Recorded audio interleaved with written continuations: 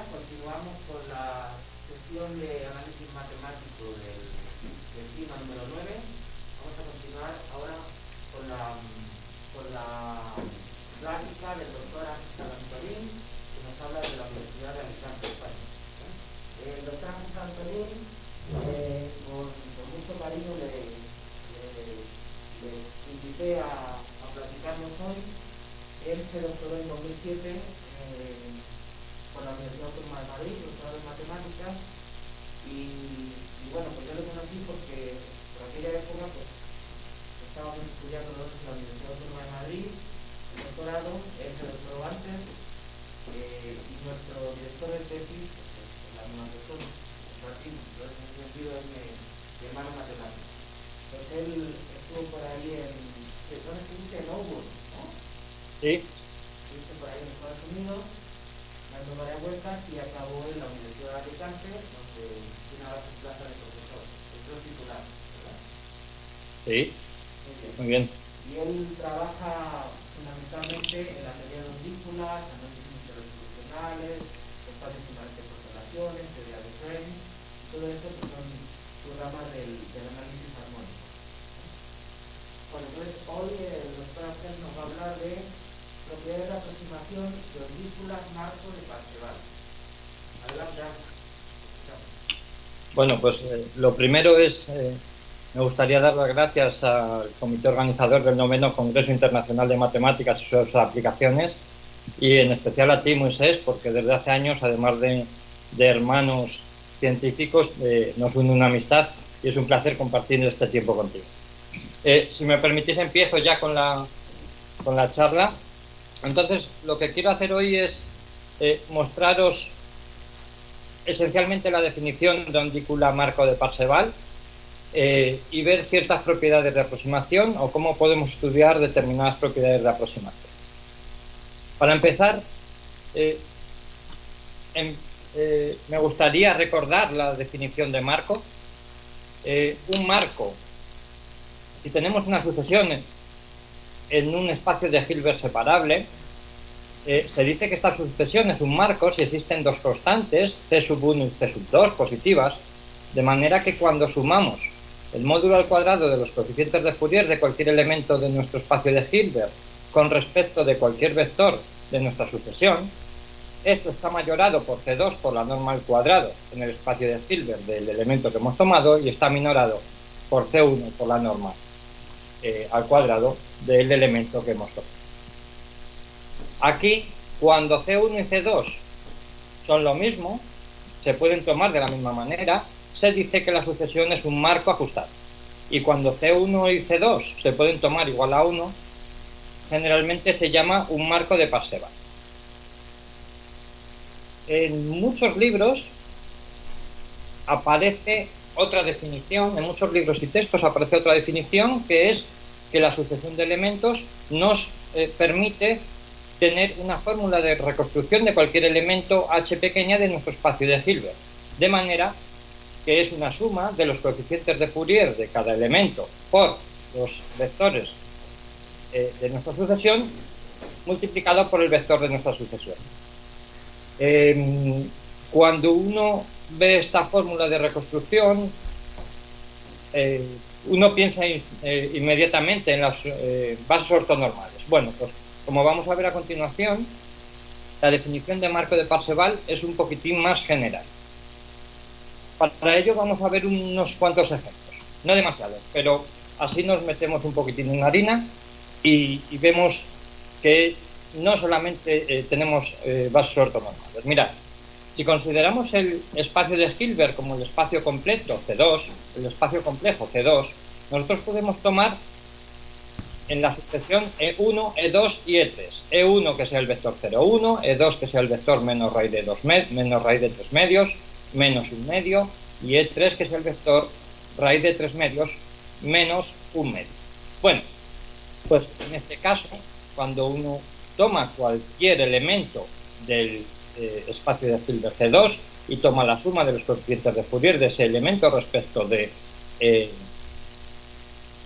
los vectores E1, E2 y E3, observa que efectivamente nuestra sucesión es un marco ajustado con constante frame 3 medios para el espacio de Hilbert 0. Efectivamente no es una base ortonormal porque E1, E2 y E3 no son linealmente independientes. Algún ejemplo más de cómo se construyen marcos y marcos ajustados, muy fácil, es si uno parte de una base ortonormal. Si uno parte de una base ortonormal y repite 2 veces cada elemento, entonces lo que obtiene es un marco ajustado con constantes frame, con constantes marco igual a 2. Y solamente repetimos uno de los elementos, por ejemplo el primero, y los demás los dejamos sin repetir, entonces lo que tenemos es un marco donde la constante inferior es 1 y la constante superior es 2. Más ejemplos que podemos construir a partir de una base ortonormal es una sucesión f sub k de la siguiente manera. A cada elemento e sub n se le multiplica por 1 partido por raíz enésima de n y se le repite n veces, construyendo la sucesión que tenemos acá. Bueno, pues esto se puede comprobar que es un marco de Parseval, porque las constantes se pueden tomar igual a 1. Y yo multiplicara a cada elemento de la base ortonormal por 1, a E1 lo multiplico por 1, a E2 lo multiplico por 1 raíz de 2, a E3 lo multiplico por 1 raíz de 3, uno observa inmediatamente que no es un marco porque falla la existencia de la constante marco inferior. Pero en nuestro caso, nosotros nos interesan aquellos marcos que surgen de una estructura bastante particular respecto de sistemas afines. Y aquí viene la definición de ondícula, ondícula marco y ondícula marco de Parseval. Se hace de la siguiente manera. Tomamos un conjunto de funciones en el espacio de Lebesgue L2. Lo que hacemos es lo siguiente. Cada una de las funciones, Ángel, si ¿me es... oyes? ¿Sí? Dinos rápidamente qué es L2 para los chicos que están aquí. L2. L2 es sencillamente el espacio de Lebesgue, que consiste en que son todas las funciones medibles, de manera que cuando haces su integral, la integral del módulo al cuadrado de la función, la integral de Lebesgue, esa integral es finita en el espacio R. Okay, ¿puedo escribir en algún sitio o se ha entendido? Pues eso. Sigue. Gracias. Vale. Bueno.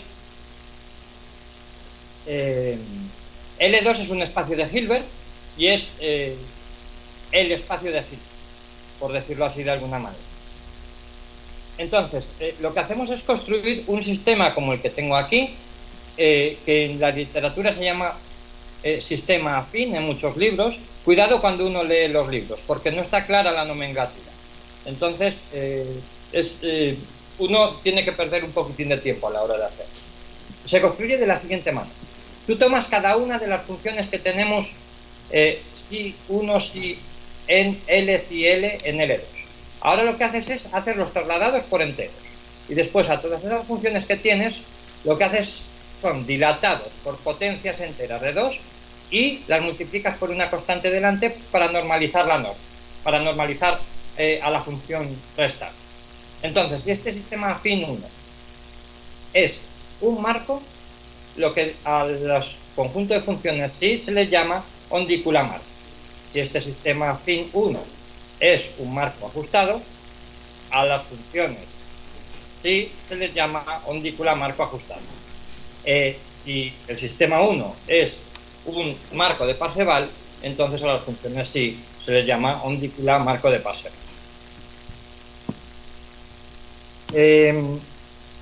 Una de las preguntas que hay en la literatura y que hay problemas abiertos respecto de esto es cómo construir ondículas marco de Parseval con determinadas propiedades, que tengan momentos nulos, que tengan regularidad, que tengan soporte con Parseval. Aquí hay un montón de bibliografía y un montón de literatura que como estudiantes podéis mirar y que seguro que encontraréis problemas abiertos. Bueno, pues para construir ondículas marcos de Parseval, esencialmente hay métodos generales que son análisis multirresolución o principios de extensión. Después hay algún método más particular con fórmulas espectrales, incluso muchas de los sistemas con los que se trabaja para aplicaciones están hechos a mano. Bueno, pues nosotros nos vamos a centrar en un método general de construcción que se llama el principio de extensión unitaria. El principio de extensión unitario se debe a Ron y a Sen, pero los que pusieron el nombre de principio de extensión unitario fueron Dubachis, Hahn, Ron y Sen en 2003. Después aquí os dejo autores que han estudiado cómo construir ondículos marcos de Parseval y podéis echarlos un vistazo. Dejadme que os explique cuál es el principio de extensión unitario y cómo se puede escribir.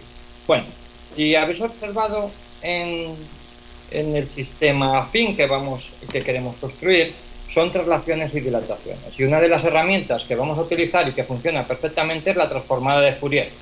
La transformada de Fourier se define, si tú tomas una función en L1 y en L2 a la vez, como esta integral que tenemos aquí. Lo he escrito porque en los libros a veces aparece con esta normalización en el exponente, en el exponente 2pi y a veces no. Esto hace pagar con una constante la relación que existe entre la norma de f y la norma de la transformada de Fourier de f o no. Aquí pues nosotros hemos tomado esta normalización.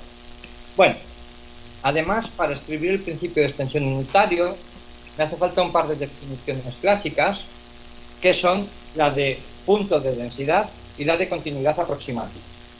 Si nosotros tomamos un conjunto que sea medio y tomamos un punto en los reales, entonces decimos que el punto X es un punto de densidad del conjunto E si cuando yo hago la medida del Lebesgue de la intersección entre E y el intervalo simétrico y centrado en X de longitud 2R y lo divido respecto de la longitud 2R del intervalo y después hago el límite, si este límite me da 1, entonces X se dice punto de densidad del conjunto.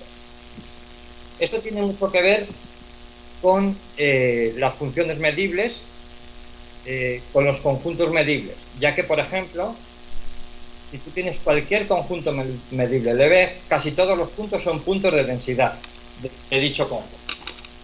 Casi todos los puntos del conjunto son puntos de densidad de dicho. Un poco más allá, nosotros necesitamos la definición de continuidad aproximativa.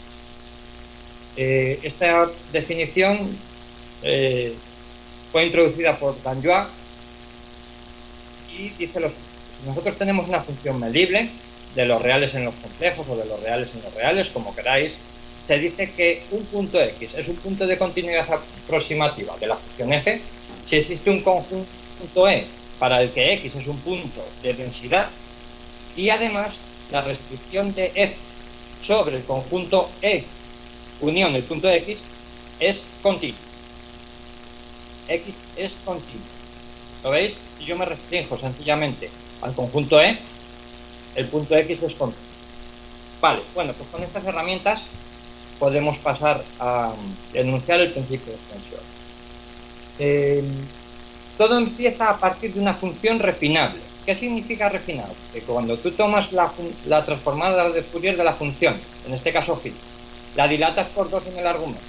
Esto lo puedes poner como una igualdad casi puntual o en casi todo punto de una función esencialmente acotada y uno periódica por la transformada de Fourier de la función inicial. Vale, y además pedimos esta condición de aquí, que es una condición técnica, pero que me dice esencialmente que que la transformada de Fourier tiene cierto decaimiento en el infinito. Pensadlo en esos términos. Y además, lo que vamos a pedir es que el origen sea un punto de continuidad aproximativa del módulo de la transformada de Fourier de la función refinable. Vale, pues con todo esto, ahora uno tiene que construir las ondículas de Parseval. ¿Y para ello qué hacemos? Bueno, pues para ello ponemos la función 1 periódica que teníamos antes y la función 1 periódica trasladada por un medio. Y después buscamos funciones con periodicidad 1 también, Q sub 1, Q sub 2, Q sub 3, Q sub n, y creamos la siguiente matriz: Q sub 1, Q sub 1 trasladado a un medio, Q sub 2 trasladado a un medio, Q sub n trasladado a un medio. Bueno, pues quiero que esta matriz H sea unitaria en casi todo. De hecho, lo que quiero es que la adjunta de la matriz H sea unitaria en casi todo punto. En este caso, el principio de extensión unitario nos dice que toma las funciones como yo te diga. Si 1, si 2, si n, tú lo que haces es la transformada de Fourier de si 1, la dilatas por 2, que sea Q1 de si por la transformada de Fourier de nuestra función inicial refinada.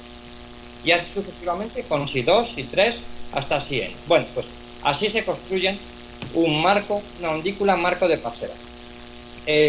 Tiene el principio de extensión, tiene muchas cosas buenas porque te dice lo que estás buscando, pero en la literatura hay poco sobre cómo estrategias para buscar estas funciones 1 periódicas, Q1, Q3, Q1.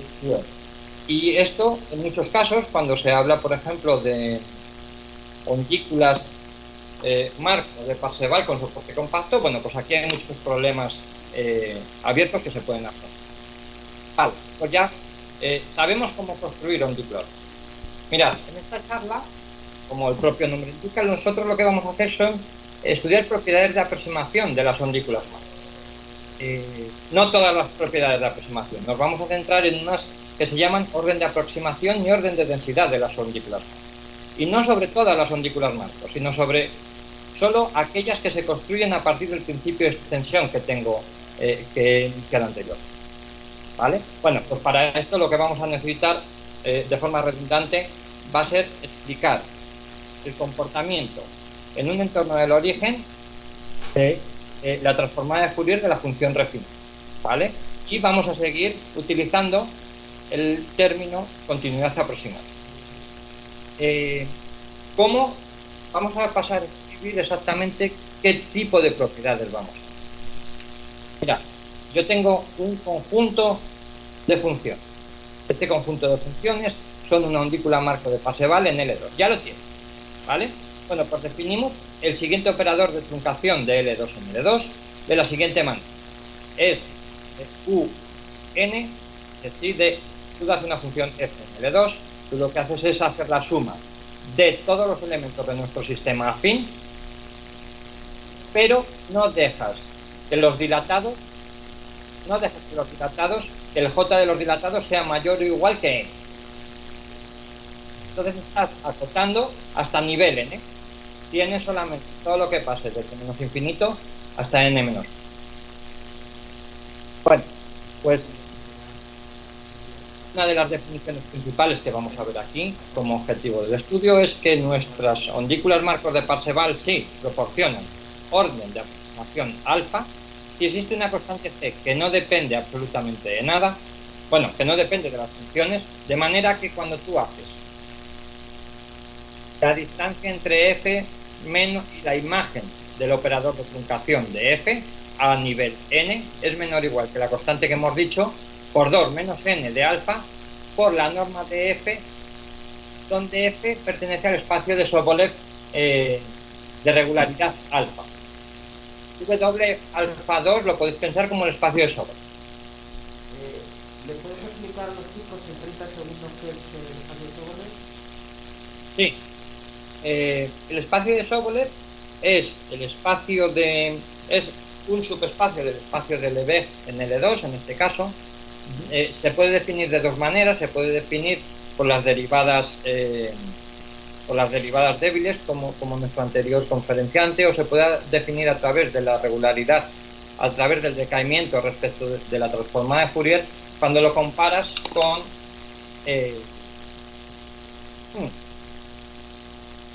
aquí lo que necesitamos, voy a ser más conciso en esto. Aquí lo que necesitamos es, si os acordáis de la definición de L2, nosotros aquí en W2 alfa, nosotros lo que hacemos es la integral de Lebesgue en todos los reales del módulo al cuadrado de la transformada de Fourier de la función f, ¿vale? Y después le ponemos un peso que es la norma elevado a alfa. Y esa integral queremos que sea finita. Es un espacio de Lebesgue con un peso. Vale. Bueno, pues continúo y después en las preguntas puedo volver a esto tranquilamente y tomarlo con más tiempo. Mirad, aquí tenemos una propiedad de aproximación un poquitín más fuerte y nos dice que nuestra undícula marco de Parseval proporciona orden de densidad alfa, sí. El error que comete F con nuestro operador ya no depende, ya no es menor o igual que una constante, sino que cuando tú pones 2n alfa, esto tiende a cero. Vale, pues, realmente lo que nos está diciendo, realmente estas dos definiciones lo que nos están diciendo es cómo aproximamos a nuestra función. Con qué velocidad aproxima nuestra undícula marco de Parseval a nuestra función. Vale. Para explicar, para dar nuestros resultados, lo que hemos dicho antes es que tenemos que explicar el comportamiento de la transformada de Fourier de la función refinable en un entorno del origen. Entonces, fijaos, necesitamos dos funciones, que son gamma y lambda. En estas dos funciones, si observáis, lo que estoy midiendo es el grado de cómo se aproxima la transformada de Fourier de phi a 1. Y en esta otra función lambda, lo que estoy midiendo también es el grado de cómo se aproxima la transformada de Fourier de phi a 1, bueno, con un peso aquí dentro. Eso es lo que estoy haciendo, cómo se aproxima, cómo se comporta en un entorno del origen la transformada de Fourier de mi función refinable. Pues fijaos, para tener una undícula de Parseval construida por el principio de extensión unitaria con la función phi anterior proporción orden de aproximación, necesitamos, vuelvo para atrás, que tanto mi función gamma como mi función lambda sean esencialmente acotadas. Claro, eso significa, volvemos a gamma, que se ve perfectamente, sin ningún, sin que nada nos distraiga, que como se aproxima a 1 en el origen, la transformada de Fourier de phi. Y el otro resultado es que nuestra undícula marco de Parseval construida por el principio de extensión unitaria a partir de la función refinable phi proporciona orden de densidad, y solamente sí tenemos que proporciona orden de aproximación, y además el origen es un punto de continuidad aproximativa de ambas funciones, tanto de la función gamma como de la función lambda. Y aquí estamos pidiendo un poquitín más, porque lo que queremos es que la restricción sobre un conjunto medible, el límite cuando sí tiende a cero de un conjunto sobre un conjunto medible con determinadas propiedades, esto tiende a cero. Mirad, yo creo que estos resultados se van a ver muy bien con los ejemplos que voy a poner a continuación. Pueden ser ejemplos clásicos como la undícula de Hart. La función refinable de Hart es la función característica en 0,1. La undícula de Hart se define como si, que es un medio por 0, un medio por la función característica entre 0,1 medio y menos 1 medio por la función característica entre 1 medio y 1. Bueno, pues esta undícula proporciona orden de aproximación 1, porque cuando tú haces la transformada de Fourier de phi, cuando haces la transformada de Fourier de phi, la tienes exactamente, es la función sin algo delante, y eso, ese límite, cuando haces el límite cuando sí tiende a 0 de la transformada de Fourier de esto, eso te va a dar 1. Por lo tanto, tiene orden de aproximación 1, ¿vale? Pero uno observa que tiene orden de densidad alfa con alfa menor 0. Mirad, en este ejemplo se ve más claro. Esta undícula es otra undícula clásica también de la literatura, que es la undícula de Shannon. La undícula de Shannon se construye desde la función refinable phi. La función refinable se define por la transformada de Fourier, es la función característica entre menos 1 medio y 1 medio. Entonces, observamos que, obviamente, el soporte de esta función contiene un entorno del origen. Cuando contiene un entorno del origen, yo hago el límite cuando se tiende a 0 de 1 menos la función característica en un entorno del origen. A mí me da igual el grado que ponga aquí debajo, que esto de arriba siempre va a ser 0, por lo tanto me va a dar 0. ¿Eso qué significa? Que esta undícula así me va a proporcionar orden de aproximación alfa para alfa, el que a mí me dé la gana, y además orden de aproximación, orden de densidad alfa también con alfa, el que tú hayas aquí. Para terminar, os dejo otro ejemplo un poquitín más elaborado, que es que la función refinable se define como una función definida por la transformada de Fourier. La transformada de Fourier es una función característica de un conjunto K. El conjunto K se define de esta manera, en la que no voy a entrar demasiado para definir, pero daos cuenta de lo siguiente. Vamos a fijar a E1, entonces en E1 estamos tomando el intervalo 0, 1 medio, pero estoy quitando determinados intervalos que se van acercando a 0. ¿Veis? Quitando. Por lo tanto, la ondita así proporciona orden de aproximación y orden de densidad 0, porque el conjunto K no contiene ningún entorno del origen. Entonces, al hacer el límite gamma y lambda, ahí no voy a tener, ahí solamente lo voy a tener acotado para cuando alfa es igual a 0. En el caso en el que ya alfa es mayor que 0, ya pierdo todas las propiedades que estoy. Y yo creo que con esto termino y quedo a vuestra disposición para cualquier comentario o pregunta. Ok, muchísimas gracias, Ángel. Agradecemos a Ángel la plática. Pues a vosotros. ¿Tienen alguna pregunta para Ángel? Con mucho gusto les va a responder, normalmente muy bien. Podéis preguntar, si no. Okay.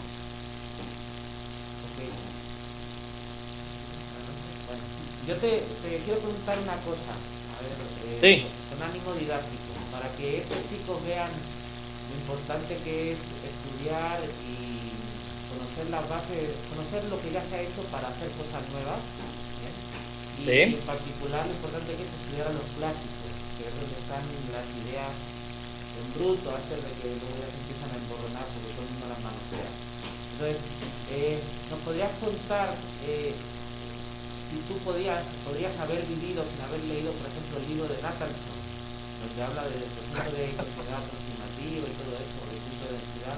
¿Qué tan importante? Uno puede vivir sin leer absolutamente de todo. La historia es cómo vives de esto. Mirad, todo lo que hay en esta charla son terminologías clásicas, son terminologías del siglo XVI. Es terminología clásica, pero lo que hacemos nosotros aquí, en esto, es decir que he trabajado en estos temas con el profesor Sotobajo y que él, también podéis hacer las preguntas a él, que sabrá contestaros igual de bien que yo o mejor. Todo lo que hacemos es ordenarlo, poner las cosas claras e intentar entender qué está pasando. Las matemáticas consisten en entender lo que está pasando. Después ya escribes porque lo has entendido. Pero tú lees, entiendes lo que pasa, lo juntas, metes los ingredientes juntos, los ordenas y sale lo que sale. Y ese es el objetivo de las matemáticas. Las matemáticas no consisten en intentar escribir artículos y más artículos, la verborrea actual de la ciencia que tenemos. Consisten en entender cosas. Yo entiendo esto. Me puedes decir, ¿tú no entiendes otras cosas? No entiendo otras cosas, pero entiendo esto. Entenderlas y vosotros, otro camino. Y explicárselas a otros. Sí, exactamente, para que las lleguen a entender. Las matemáticas consisten en entender cosas y uno las entiende por sí mismo o porque otros te las explican. Efectivamente, sí, totalmente. Así que leed, y no espero que os hayáis enterado de demasiadas cosas en esta charla, pero sí que espero que os hayáis enterado de que existe algo un poquitín más general que las bases ortonormales y que a partir de ahí existe un mundo nuevo ahí fuera que podemos estudiar y que de preguntas muy clásicas y muy básicas surgen resultados muy importantes.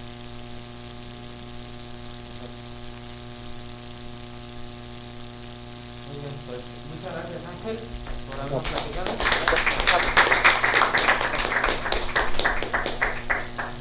Y me imagino que sigues con nosotros. Tenemos que ir a más platicar sobre